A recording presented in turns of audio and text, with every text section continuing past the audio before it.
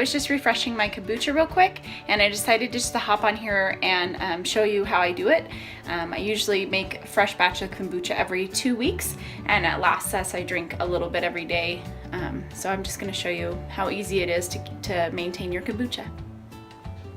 So as you can see, I've separated, I have all my scobies over here in these jars. If you're not familiar with kombucha, it's the culture. It's like a live, almost fungus-like culture.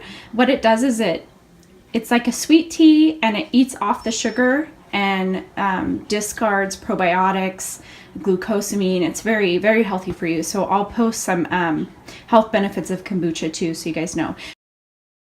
So my starter liquid is in these jars right here. So that's what I'm going to get started with today. I'm just going to do 4 jars of kombucha.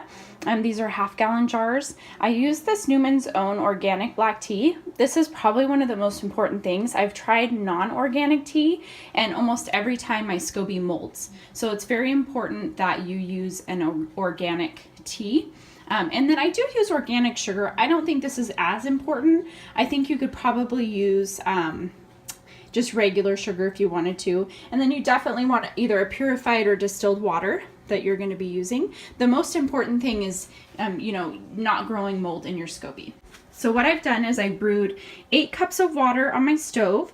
I added 2 full cups of sugar, stirred it in, and then I added 6 of the family size tea bags, and I let that brew for about 10 minutes, and then I let it cool. So now what I'm going to do is I'm going to take a SCOBY and I'm going to put it in each of these 4 jars, and then I'm going to put about a half a cup of the starter fluid in there.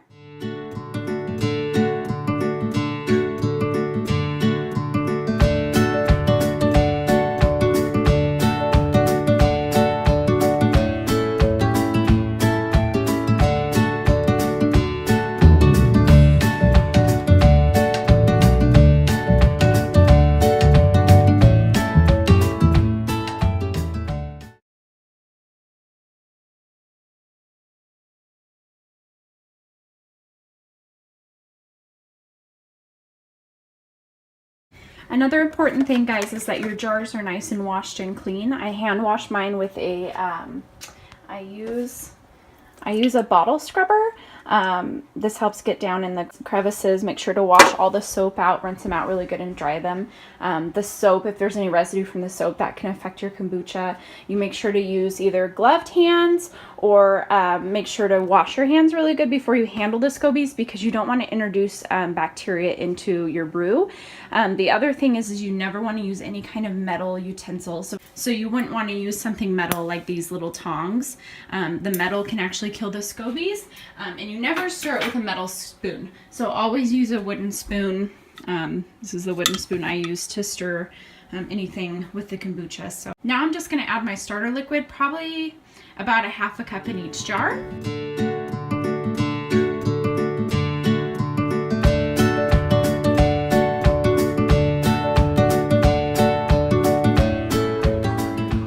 Okay, so now you're going to take your 2 cups of sweet tea that's been cooled down, and you're going to start pouring them over the SCOBY.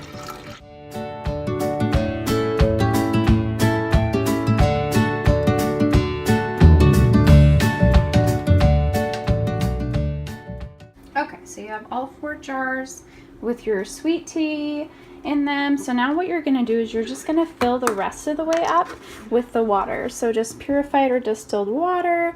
You're just going to go till about the rim, about right there.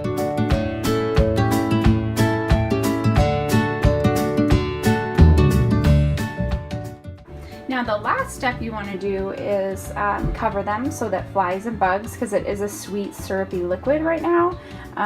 So what I do is I just use coffee filters. I put the date on them so I know when it'll be time to swap them out again. And then I just put the ring on top.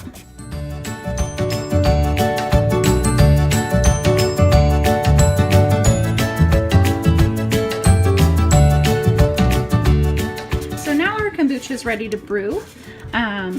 You want to brew your kombucha for taste. So maybe at the 7 to 10 day mark, you'll want to put a little straw in there and take a sip and see how you like it.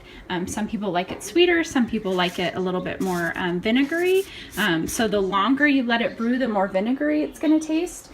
So it's really just preference. So yeah, so I'll put these on the shelves. Now the last thing I need to do is feed my little SCOBY sitting over here. So I don't feed them every time. Every time you brew a batch of kombucha, you will get an extra, like a second SCOBY that grows. So you end up with a lot of SCOBYs unless you multiply your batches of kombucha with them. So I store my SCOBYs. Sometimes friends ask for new SCOBYs, sometimes my SCOBYs. Well, actually I've never lost a SCOBY, but you could get a moldy SCOBY. So what you do is just make sure you have plenty of starter liquid in there, and then I'm just gonna feed it like a cup of brewed sweet tea, and that will feed them.